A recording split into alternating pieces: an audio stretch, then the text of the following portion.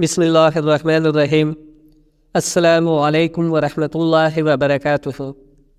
جب سلطان صلاح الدین ایوبی رحمۃ اللہ علیہ مصر کی سلطنت پر تخت نشین ہوئے اور عید الاضحیٰ کا وقت قریب آیا تو چاند دیکھنے کے بعد سلطان ہر رات عام آدمی کا بیس بدل کر نکل جاتے۔ صبح سویرے تہجد کی نماز کے وقت واپس آتے۔ علی بن سفیان پوچھتے، حضور آپ ہر روز کہاں جاتے ہیں؟ لیکن سلطان صلاح الدین ایوبی رحمۃ اللہ علیہ خاموش ہو جاتے۔ وقت گزرتا رہا اور عید کا دن قریب آ گیا۔ حج والے دن سلطان نے علی بن سفیان کو کہا کہ 1000 دمبے کا اہتمام کیا جائے۔ یہ سن کر علی بن سفیان نے کہا، حضور وہ کیسے؟ آپ نے 1000 دمبے کا کیا کرنا ہے؟ تو سلطان صلاح الدین ایوبی رحمۃ اللہ علیہ نے کہا، اے علی، تو ہر روز مجھ سے سوال کرتا تھا کہ حضور آپ کہاں جاتے ہیں اور رات گئے واپس نہیں آتے۔ علی، میں ہر روز اپنی سلطنت میں ہر گھر، ہر محلے، ہر گلی میں جاتا اور دیکھتا کہ آخر کس گھر میں قربانی کا جانور موجود ہے اور کس گھر میں قربانی کرنے کی طاقت نہیں۔ میرے اندازے کے مطابق 1000 جانور جمع کیے جائیں۔ کل صبح نماز عید کے بعد وہ جانور ان تمام غریبوں میں تقسیم کیے جائیں گے جو عید کی قربانی کرنے کی طاقت نہیں رکھتے، تاکہ عید کے دن کسی بھی غریب کا بچہ پڑوسی کے گھر میں پکتے ہوئے گوشت کو دیکھ کر احساس کمتری کا شکار نہ ہو جائے۔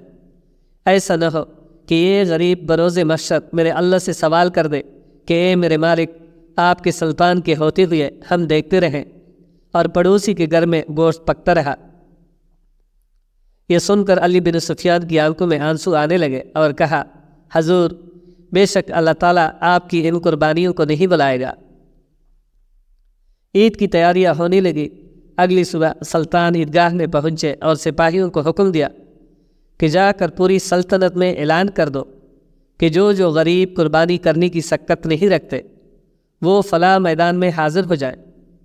دوسری طرف جب اس بات کی خبر بادشاہ رچرڈ تک پہنچی کہ سلطان صلاح الدین ایوبی رحمۃ اللہ علیہ فلاں میدان میں 1000 دمبے غریبوں میں تقسیم کرنے والے ہیں تو وہ بے چین ہو گیا، کیونکہ وہ جانتا تھا کہ سلطان کی رعایا سلطان سے پہلے ہی بہت محبت کرتی ہے اور جانوروں کو تقسیم کرنے کے بعد غریبوں کی نظر میں سلطان کی عزت مزید بڑھ جائے گی۔ لہٰذا اس نے سلطان کو اپنی رعایا کی نظروں میں گرانے اور اسلام کو ایک نامکمل دین ثابت کرنے کے لیے ایک شیطانی چال چلی۔ دوستو، تاریخ انسانی میں بادشاہ رچرڈ گناہوں کے دوئے میں ایک سیاہ دبی کی طرح ہے۔ ایسا بدبخت بادشاہ وقت تھا جس نے اسلام اور مسلمانوں کو ہر قسم کی تکالیف دینے اور اسلام کو دنیا کا سب سے نچلا مذہب قرار دینے میں کوئی کسر نہیں چھوڑی۔ اس بدبخت نے بے شمار جنگیں لڑی، لیکن اس کے حصے میں ہمیشہ شکست آئی۔ خاص کر جب بیت المقدس کی بات کی جائے تو سلطان صلاح الدین ایوبی رحمۃ اللہ علیہ نے اسے دور چٹا دی تھی۔ وقتی ضرورت کی وجہ سے جنگ بندی کا معاہدہ سلطان صلاح الدین ایوبی اور بادشاہ رچرڈ کے درمیان ہوا، جس کی روح سے یہ دونوں فریق جنگ نہیں کر سکتے تھے۔ جب جنگ نہ ہونے کا معاہدہ طے ہو گیا تو اس مردود نے دوسرے ہتھ کنڈوں سے اسلام اور مسلمانوں کو ذلیل کرنے کی کوششیں شروع کر دی۔ وہ ایسا گٹھیا اور سفاک حکمران تھا جس نے ہمیشہ کوشش کی کہ اسلام کو کسی بھی طرح سے بدنام کیا جائے، لیکن جب یہ معاہدہ ہوا تو اس نے سوچا کہ سلطان کو کسی طرح اسلام کے ذریعے سے ہی ذلیل اور شرمندہ کیا جائے، اسلام کے بارے میں معلومات لے کر ایسا امتحان لیا جائے جو سلطان صلاح الدین ایوبی کی ساکھ کو بری طرح تباہ و برباد کر دے۔ ایسے سوالات کرے کہ سلطان جس کے جوابات نہ دے سکے وہ مسلمانوں کے سامنے سر جھکائے اور کہے کہ مجھے ان کے جوابات نہیں آتے۔ بادشاہ رچرڈ عیسائی اور یہودی علماء بھی جانتے تھے کہ سلطان کو اللہ تعالیٰ نے جتنی طاقت تلوار چلانے میں دی ہے اس سے زیادہ علم کا سمندر بھی دیا ہے، کیونکہ سلطان کے دشمن یہ بات اچھی طرح جانتے تھے کہ سلطان نے سلطان نور الدین زنگی رحمۃ اللہ علیہ کے زیر سایہ بچپن ہی سے اچھے مدارس میں تعلیم حاصل کی ہے اور آپ ایک بہادر جنگجو ہونے سے پہلے ایک تعلیم یافتہ انسان ہے۔ آخرکار بادشاہ رچرڈ نے اس وقت کے چند نام و نہاد مسلمان علماء کو سونے کے سکوں سے خرید لیا۔ ان مسلمان علماء میں سے جن کو بادشاہ رچرڈ نے لالچ دے کر خریدا تھا کافی عمر رسیدہ مسلمان بزرگ عالم بھی تھے۔ انہوں نے چند عجیب و غریب اور نہایت کٹن سوالات بادشاہ رچرڈ کو بتائے۔ سونے کے سکوں کے ارد بیٹھے ہوئے ان علماء کا یہی خیال تھا کہ ان سوالات کے جوابات سلطان کو ہرگز معلوم نہیں ہوں گے، لیکن وہ نہیں جانتے تھے کہ ذلت اور رسوائی ان کا مقدر بننے والی ہے۔ بادشاہ رچرڈ مسلمان علماء سے سیکھے ہوئے سوالات کی روشنی میں عید الاضحیٰ کے دن خطبے کے بعد مجمع کے سامنے آ کر سب کو مخاطب کر کے کہنے لگا کہ تم لوگ یہ کیا کر رہے ہو؟ ابھی تم سب لوگ معصوم جانوروں کا خون بہاؤ گے۔ سلطان صلاح الدین ایوبی رحمۃ اللہ علیہ سمجھ گیا تھا کہ رچرڈ کسی سازش کے تحت آیا ہے۔ قصہ مختصر، سلطان نے پوچھا کہ کس کام سے تم یہاں آئے ہو؟ فی الحال تو ہمارے مہمان ہو اور تمہاری عزت ہم پر فرض ہے۔ بادشاہ رچرڈ نے کہا کہ تم اسلام کے علم بردار بنے ہوئے ہو اور خانہ کعبہ کی تم لوگ پوجا بھی کرتے ہو۔ یہ ساری بات سارا مجمع سن رہا تھا۔ بادشاہ رچرڈ نے نہایت طنزیہ اور تکبرانہ لہجے میں مزید یہ کہا، سلطان یہ تو بتاؤ کہ خانہ کعبہ میں کیا کسی نے کبھی زنا مباشرت کی ہے؟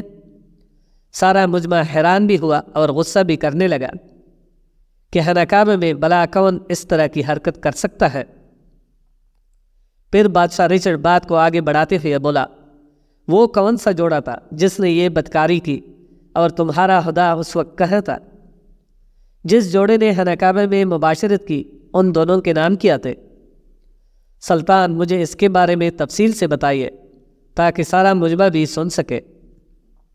اصل میں بادشاہ رچرڈ کا منصوبہ یہ تھا کہ سلطان سے ایسے سوالات پوچھے جائے کہ پہلی بات تو یہ کہ سلطان کو اس کے جوابات ہی نہ آئے، اگر آ بھی جائے تو سارے مسلمان یہ سن لے کہ اللہ تعالیٰ کے گھر میں ایک برا فعل ہو چکا ہے، کیونکہ اکثر مسلمان اس کے بارے میں نہیں جانتے تھے اور اس سارے معاملے میں ان بزرگ مسلمان علماء نے مدد فراہم کی تھی۔ یہ بغیرت بادشاہ رچرڈ تو اسلام کو بدنام کرنا چاہتا تھا، اس کی تو پہلے دن سے یہی کوشش تھی۔ سلطان خاموش تھا اور سارا مجمع جو بیٹھا ہوا تھا اٹھ کر سارے کا سارا کھڑا ہو گیا، یہ دیکھنے کہ اس کا جواب کیا ہو سکتا ہے۔ سلطان سر جھکائے تھوڑی دیر خاموشی کے بعد کھڑا ہوا اور تمام مجمع کو کہا، بیٹھ جائیے۔ اس کے بعد سلطان صلاح الدین ایوبی رحمۃ اللہ علیہ نے سوالات کے جوابات کچھ اس طرح دیے۔ اوصاف اور نائلہ نے بلا شبہ تاریخ انسانی کی مقدس ترین جگہ پر برا فعل کیا۔ اسلام کی آمد سے قبل عہد جہالت میں اوصاف نامی ایک شخص تھا جو کہ قبیلہ بنی جرہم کا ایک نوجوان تھا، جبکہ نائلہ بنت زید کا تعلق بھی اسی قبیلے جرہم سے تھا۔ جرہم وہ قبیلہ ہے جو سب سے پہلے مکہ میں آ کر آباد ہونے والے قبائل میں سے ایک ہے۔ تاریخ میں مذکور ہے کہ نائلہ بنت زید ایک حسین عورت تھی جو نیم برہنہ لباس میں اپنے حسن کی نمائش کرتی تھی، اور اسی حالت میں وہ طواف بھی کیا کرتے تھے۔ وہ اکثر علاقے میں لڑکوں کے ساتھ جسم اور کپڑے کی نمائش کرتے ہوئے دکھائی دیتے۔ لڑکوں میں ایک نوجوان لڑکا سردار اوصاف بھی شامل تھا۔ ایک دفعہ اوصاف اور نائلہ تنہا خانہ کعبہ میں داخل ہوئے کہ اس وقت وہاں ان کے علاوہ کوئی نہ تھا۔ تنہائی کا موقع پا کر دونوں ایک دوسرے سے پیار بری باتیں کرتے ہوئے بدکاری کرنے پر اتر آئے تھے۔ ان دونوں نے خانہ کعبہ میں زناکاری کی۔ جب انہوں نے خانہ کعبہ میں شرمناک کام کیا تو اللہ تعالیٰ کی طرف سے ان پر قہر نازل ہوا۔ اللہ تعالیٰ نے ان دونوں کو پتھر کا بنا دیا۔ قبیلے والوں نے ان دونوں کے پتریلی اجسام کو اٹھا کر باہر لا کھڑا کر دیا تاکہ لوگ ان دونوں کو دیکھ کر عبرت حاصل کریں کہ مقدس جگہوں کی بے حرمتی کرنے کا انجام یہ ہوتا ہے۔ کچھ دن کے بعد مکہ کے لوگوں نے اوصاف کے بت کو اٹھا کر کوہ صفا پر کھڑا کر دیا، نائلہ کے بت کو اٹھا کر مروہ کے مقام پر کھڑا کر دیا۔ صفا و مروہ خانہ کعبہ کے بالکل قریب پہاڑیاں ہیں۔ انہی دو پہاڑوں کے گرد بی بی ہاجرہ نے بیٹے اسماعیل علیہ السلام کے لیے پانی کی تلاش میں کافی چکر کاٹے تھے۔ اسی وجہ سے ان پہاڑوں کو بہت مقدس مانا جاتا ہے۔ جو حج کرنے کے لیے وہاں جاتا ہے اس پہاڑ پر چڑھ کر طواف کرتا ہے جب نائلہ اور اوصاف کے بتوں کو وہاں کھڑا کیا گیا تو ان کی سزا مقرر کی گئی کہ جو بھی صفا و مروہ پر طواف کرنے کے لیے جائیں تو ان دونوں بتوں کو ایک ایک جوتا مار کر واپس آئیں۔ کافی مدت تک جوتے والا سلسلہ جاری رہا۔ اس کے بعد لوگوں نے ان کو تپڑ مارنا شروع کر دیا۔ وقت گزرنے کے ساتھ ساتھ عرب کے لوگوں نے ان بتوں کو محبت کی علامت سمجھنا شروع کر دیا۔ قبیلے میں اوصاف اور نائلہ کی کہانی کو بڑے فخر سے ایک دوسرے کو بیان کیا جانے لگا۔ اس کے بعد لوگوں نے ان کے تعلق کو محبت کی دیوی ماننا شروع کر دیا۔ آہستہ آہستہ یہ صورتحال ہوگی کہ اوصاف اور نائلہ کے بتوں کو عرب والے بڑے بتوں میں شمار کرنے لگے۔ اوصاف اور نائلہ کے بتوں کے لیے عرب والے اتنے پاگل ہو گئے کہ ان پر منتیں مانگنے لگے۔ ان بتوں کو سجدہ اور قربانی بھی دیا کرتے تھے۔ مکہ کی مشرکین نے خانہ کعبہ کی دیواروں کو نبی و فرشتوں اور بے شمار قسم کی بتوں کی تصویروں سے سجایا ہوا تھا۔ انہوں نے خانہ کعبہ کی دیواروں پر حضرت ابراہیم علیہ السلام کی تصویر لگائی ہوئی تھی۔ اس کے علاوہ نائلہ اور اوصاف کے بت بننے کے بعد ان کے ساتھ 360 بت بھی رکھے ہوئے تھے۔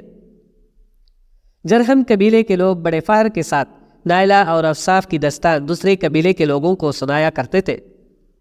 وہ اوصاف اور نائلہ کے بتوں کو مقدس مان کر ان کی عبادت کیا کرتے تھے۔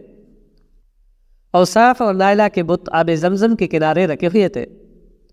بڑے بڑے پجاریوں نے ان دونوں بتوں کو خانہ کعبہ سے اٹھا کر صفا و مروہ کی پہاڑیوں کے وسط میں کھڑا کر دیا۔ اس کے بعد وہ باقاعدگی سے ان بتوں کی پوجا کرنے لگے۔ وقت کے ساتھ ساتھ اسلام پھیلتا گیا تو لوگ صفا و مروہ جہاں اوصاف اور نائلہ کے بت تھے وہاں جانے کو گناہ تصور کرنے لگے۔ اس وقت نبی کریم صلی اللہ علیہ وآلہ وسلم پر وحی نازل ہوئی کہ صفا و مروہ پر جانے میں کوئی گناہ نہیں، بلکہ حج اور عمرہ کرنے کے لیے دونوں کا شامل ہونا لازم قرار دیا گیا۔ فتح مکہ کے موقع پر نبی کریم صلی اللہ علیہ وآلہ وسلم نے حضرت علی شیر خدا اور دوسرے صحابہ کرام کے ساتھ مل کر اوصاف و نائلہ اور بے شمار بتوں کو ریزہ ریزہ کر دیا۔ آپ صلی اللہ علیہ وآلہ وسلم نے مسلمانوں سے فرمایا کہ حج اور عمرہ کے لیے لازم ہے کہ صفا و مروہ پر سعی کی جائے۔ آپ صلی اللہ علیہ وآلہ وسلم نے فتح مکہ کے موقع پر جب بتوں کو توڑا تو ان میں مشرکین کے مشہور بت بھی شامل تھے۔ تاریخ میں ان کی تعداد تقریباً 360 بیان کی جاتی ہے۔ حبل بت کو مشرکین سب سے زیادہ اہمیت دیتے تھے۔ حبل سرح عقیق سے تراشا ہوا تھا۔ یہ بت قریش کے لوگوں کو انسانی شکل میں بنایا ہوا ملا تھا۔ قریش مکہ نے کعبہ کی چھت پر کھڑا کیا ہوا تھا۔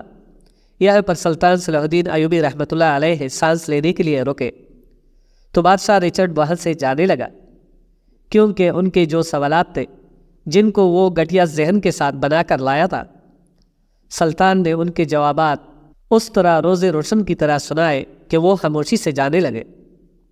تو سلطان صلاح الدین ایوبی رحمۃ اللہ علیہ نے طریحی الفاظ کہے کہ بادشاہ رچرڈ، اگر تو نے اتنا وقت اسلام کو سمجھنے کی نیت سے لگایا ہوتا تو آپ پکے مسلمان ہوتے، لیکن تو نے ہمیشہ اسلام کو نکتہ چینیوں کی خاطر استعمال کیا۔